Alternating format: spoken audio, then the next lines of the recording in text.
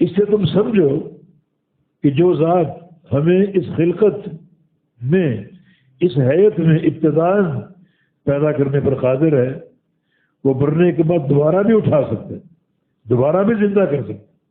تو یہ استدلال جو ہے یہ کفار کے رد کے لیے جو قیامت کے منکر تھے، اس حجت کے تحت کہ مرنے کے بعد جب ہڈیاں ختم ہو جائیں گی، گوشت مٹی بن جائے گا، دوبارہ ہم کیسے زندہ ہوں، قبروں سے کیسے اٹھیں گے؟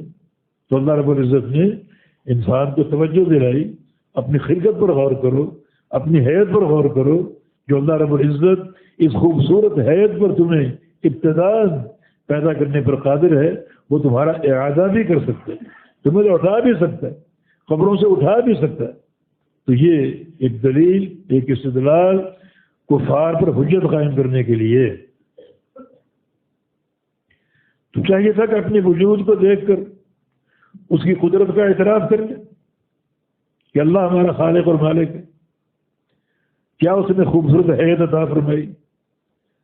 تو اپنی اس وجود پر اللہ تعالیٰ کی قادریت کا اقرار کر لیں، اعتراف کر لیں، لیکن ایسا نہیں ہوا۔ ہم نے انسان کو اچھی حیت دی، اچھی خلقت دی، اچھا مقام دیا، اشرف المخلوقات بنایا، اور پھر ثم رددناہ، پھر ہمیں نے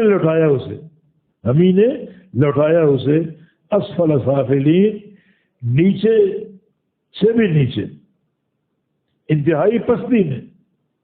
اسفل سافلین جمع نیچے لوگ، نیچوں میں نیچے، یہ جو آخری حد ہوتی نیچے ہونے کی اور پست ہونے کی، ہم نے وہ پستی انسان کو دی۔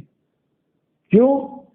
اس لیے کہ انسان کے سامنے ایک استدلال رکھا گیا کہ اپنے وجود اور حیت کو دیکھو اور اللہ کی قدرت کو مان لو کہ اللہ رب العزت جو ابتداء اس وجود کو پیدا کرنے پر قادر ہے، وہ اس کے اعادے پر بھی قادر ہے۔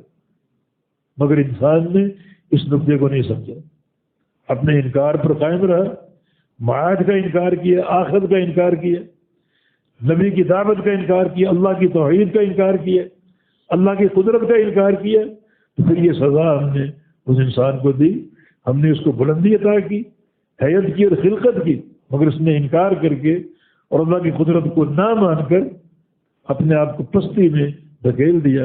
اور اللہ رب العزت نے جو پست سے پست انسان ہوتے ہیں ان سے بھی زیادہ پستی میں اس انسان کو دھکیل دیا۔ ثم پھر رددناہ، لوٹایا ہم نے اسے، یہ ہو کس میں انسان کی طرف جا رہی ہے، اس انسان کو اسفل سافلین، پستوں میں سے، نیچوں میں سے، انتہائی پستی میں اس کو اور ذلت میں دھکیل دیا، صرف اس انکار کی بنا پر۔ حالانکہ انسان تو موجود ہے، مگر صرف اس انکار کی بنا پر اور عقیدے کی مخالفت کی بنا پر ہم نے اسے پستی میں دھکیل دیا۔